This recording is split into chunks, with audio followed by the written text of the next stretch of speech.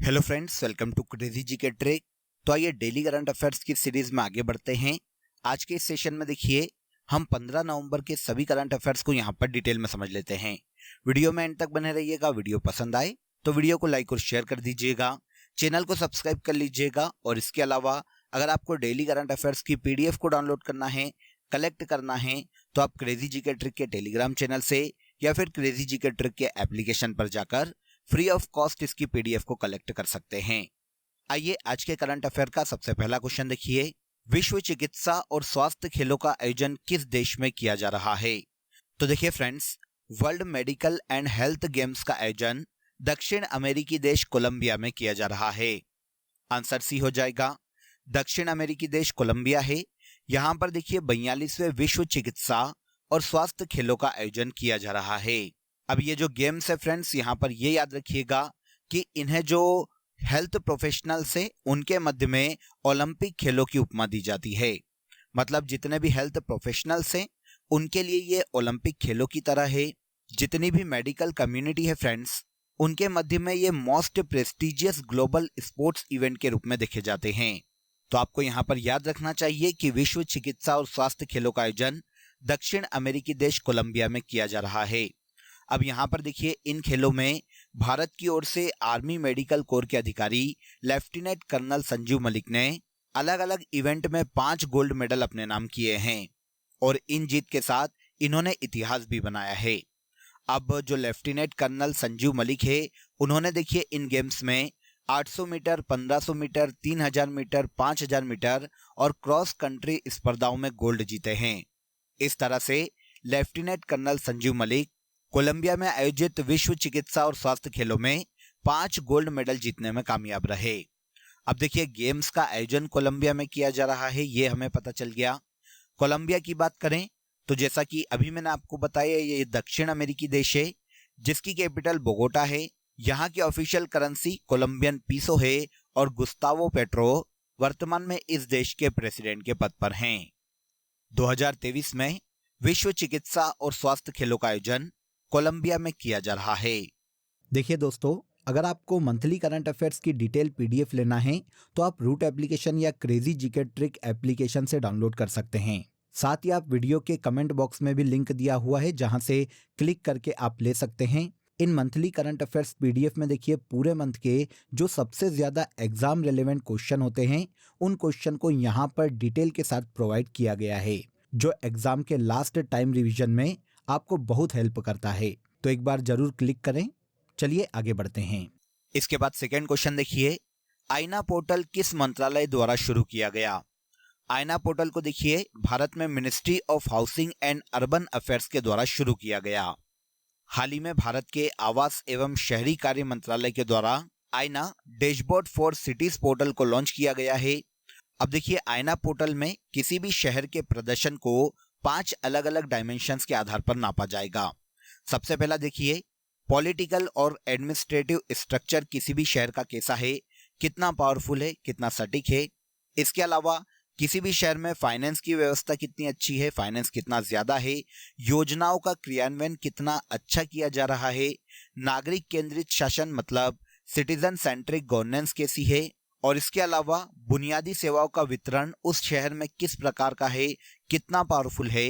इन अलग अलग 5 डायमेंशंस के आधार पर आईना पोर्टल में शहरों को रैंक दी जाने वाली है और इनके प्रदर्शनों की तुलना की जाने वाली है। तो यहाँ पर हमें ये याद रखना चाहिए कि भारत में आईना पोर्टल को ministry of housing and urban affairs के द्वारा शुरू किया गया है, जिसमें 5 अलग अलग आधारों पर शहरों को रैंक प्रदान की जाती है और उनके प्रदर्शन की तुलना की जाती है। इसके बाद आगे आ जाइए, संपूर्ण सूचकांक किस संस्था द्वारा लॉन्च किया गया? तो संपूर्ण सूचकांक को हाल ही में देखिए सिडबी के द्वारा लॉन्च किया गया। सिडबी के बारे में आप सभी जानते हैं, small industrial development bank of India के नाम से सिडबी को जाना जाता है, जिसने हाल ही में जेकोटा नामक फर्म के साथ मिलकर भारत में संपूर्ण सूचकांक को जारी किया है। अब बात आती है कि सिडबी का संपूर्ण इंडेक्स एक्चुअल में है क्या? तो देखिए सिडबी का ये जो इंडेक्स है फ्रेंड्स, ये MSME इकोनॉमिक एक्टिविटी इंडेक्स है, जिसमें देखिए भारत के 50,000 से अधिक जो माइक्रो, स्मॉल और मीडियम इंटरप्राइजेस है उनके जीएसटी रिटर्न के आधार पर उनकी सूची को तैयार किया गया है। देखिए सिडबी का ये जो इंडेक्स है फ्रेंड्स, ये भारत में 50,000 से भी अधिक माइक्रो, स्मॉल और मीडियम इंटरप्राइजेस की उनके 4 साल के डेटा को एनालिसिस करके उनकी स्थिति बताने वाला है। इस इंडेक्स से ये पता चल जाएगा कि भारत में उद्योगों को स्ट्रॉन्ग कैसे किया जा सकता है और किस तरह से इन सभी इंडस्ट्रीज की मदद की जा सकती है। तो संपूर्ण इंडेक्स को सिडबी के द्वारा हाल ही में लॉन्च किया गया। सिडबी की बात करें तो भारत में सूक्ष्म, लघु और मध्यम उद्योगों को वित्त प्रदान करने का काम सिडबी का है। इसकी स्थापना 2 अप्रैल 1990 में की गई थी और उत्तर प्रदेश के लखनऊ में सिडबी का हेडक्वार्टर स्थित है। संपूर्ण इंडेक्स को सिडबी के द्वारा लॉन्च किया गया।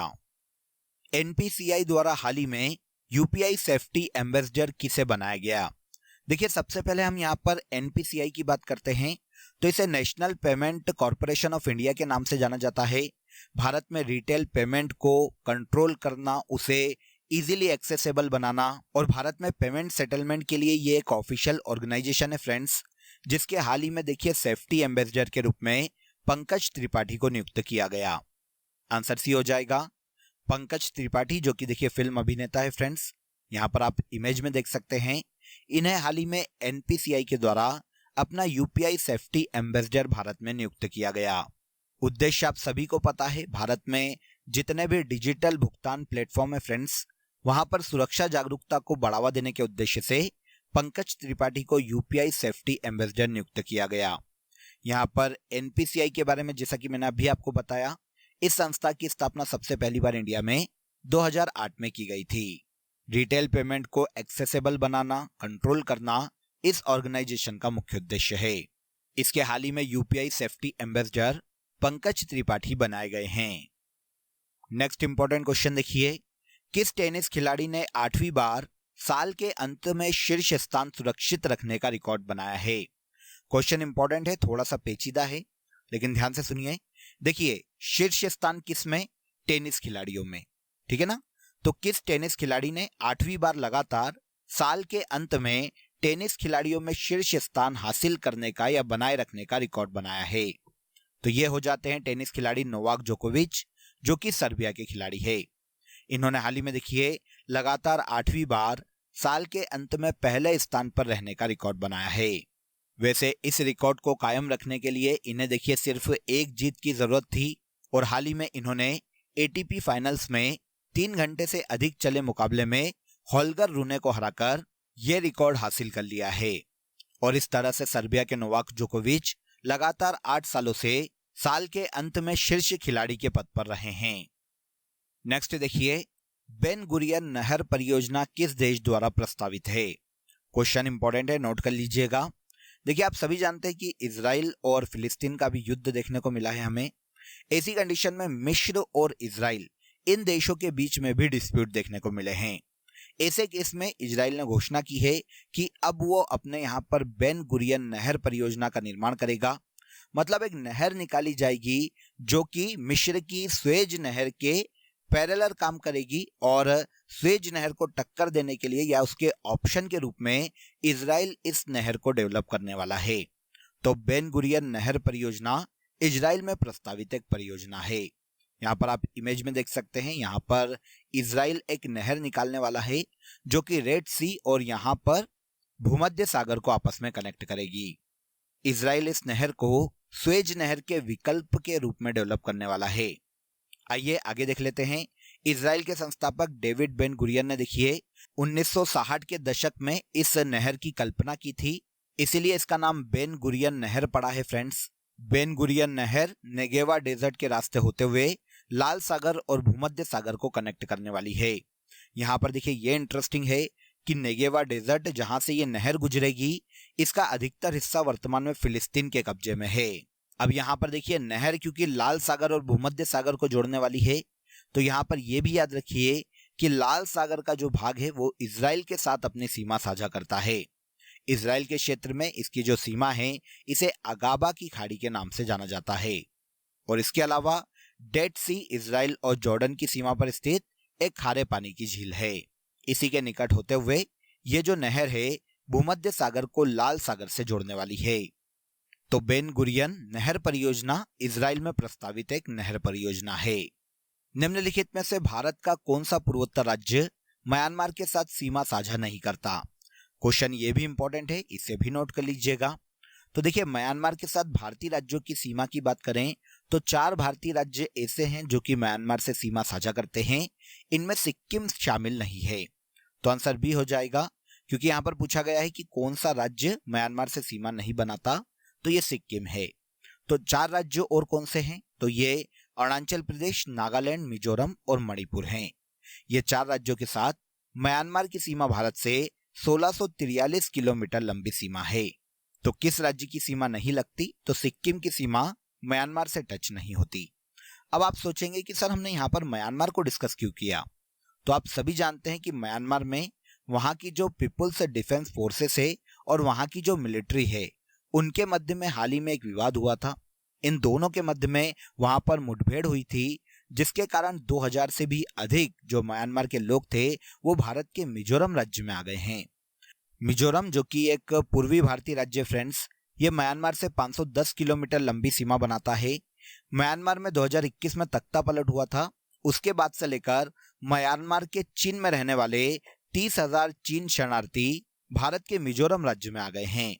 हाल ही में देखिए 2000 से अधिक शरणार्थी भारत के मिजोरम राज्य में आए हैं, इसलिए ये मुद्दा काफी सुर्खियों में है। तो आपको याद रखना चाहिए, म्यांमार भारत का पड़ोसी देश है, ये भी याद रखिएगा। आगे आ जाते हैं, प्रतिवर्ष जनजाति गौरव दिवस कब मनाया जाता है? हर साल देखिए जनजाति गौरव दिवस के रूप में 15 नवंबर को देश में मनाया जाता है। 15 नवंबर आदिवासी स्वतंत्रता सेनानी बिरसा मुंडा की जयंती है फ्रेंड्स। इन्हीं की जयंती के उपलक्ष्य में भारत में जनजाति गौरव दिवस के रूप में मनाया जाता है।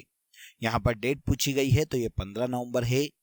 इस साल 15 नवंबर को जनजाति गौरव दिवस के मौके पर भारत में सेंट्रल गवर्नमेंट के द्वारा PMPVTG नामक एक मिशन लॉन्च किया जाएगा, जो कि देखिए विशेष रूप से कमजोर जनजाति समूहों के लिए केंद्र सरकार के द्वारा लॉन्च की गई योजना है। जनजाति समूहों के समग्र विकास के लिए इस योजना के तहत केंद्र सरकार 24,000 करोड़ रुपए की इस योजना की हाल ही में घोषणा करने वाली है। तो जनजाति गौरव दिवस मतलब 15 नवंबर के मौके पर भारत में सेंट्रल गवर्नमेंट के द्वारा PMPVTG मिशन को केंद्र सरकार के द्वारा लॉन्च किया जाएगा। तो भारत में जनजाति गौरव दिवस के मौके पर PMPVTG नामक मिशन को केंद्र सरकार के द्वारा लॉन्च किया जाएगा। जनजाति गौरव दिवस 15 नवंबर को देश में मनाया जाता है। सेल ब्रॉडकास्ट अलर्ट सिस्टम किसके द्वारा बनाया गया है? तो सेल ब्रॉडकास्ट अलर्ट सिस्टम की बात करें फ्रेंड्स, तो इसे C के द्वारा बनाया गया, जिसका फुल फॉर्म होता है डिपार्टमेंट ऑफ टेलीकम्युनिकेशन। अब ये सुर्खियों में इसलिए है सिस्टम क्योंकि देखिए इसे भूकंप या सुनामी आदि की चेतावनी के लिए बनाया गया था, लेकिन हाल ही में जब दिल्ली में भूकंप आया था तो ये आंशिक रूप से असफल रहा।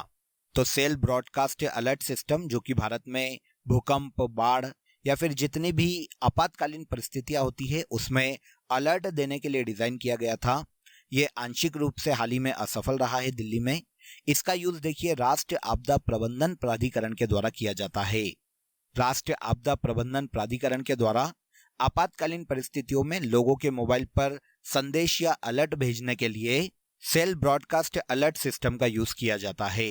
अब यहाँ पर देखिए राष्ट्रीय आपदा प्रबंधन प्राधिकरण की अगर हम बात करें तो इसकी स्थापना 2005 में की गई थी। इसका हेडक्वार्टर नई दिल्ली में स्थित है और नेशनल डिजास्टर मैनेजमेंट अथॉरिटी के वर्तमान में चेयरमैन के पद पर नरेंद्र मोदी है, क्योंकि इसके चेयरमैन हमेशा PM होते हैं भारत के।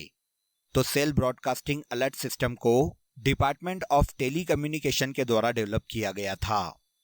इसके बाद आज के करंट अफेयर का सबसे आखिरी क्वेश्चन देखिए, FIH hockey mains junior world cup 2023 का आयोजन किस शहर में किया जाएगा? तो FIH hockey mains junior world cup 2023 का आयोजन मलेशिया के कुआलालंपुरम में किया जाएगा। 2023 में देखिए नेक्स्ट मंथ 5 दिसंबर से लेकर 16 दिसंबर तक मलेशिया के कुआलालंपुरम में FIH hockey mains junior world cup 2023 का आयोजन किया जाएगा, जिसमें देखिए टोटल 16 टीमें पार्टिसिपेट करने वाली है। इस जूनियर हॉकी वर्ल्ड कप की शुरुआत 1979 में की गई थी और इस साल 2023 में इसके 13वें एडिशन का आयोजन किया जाएगा।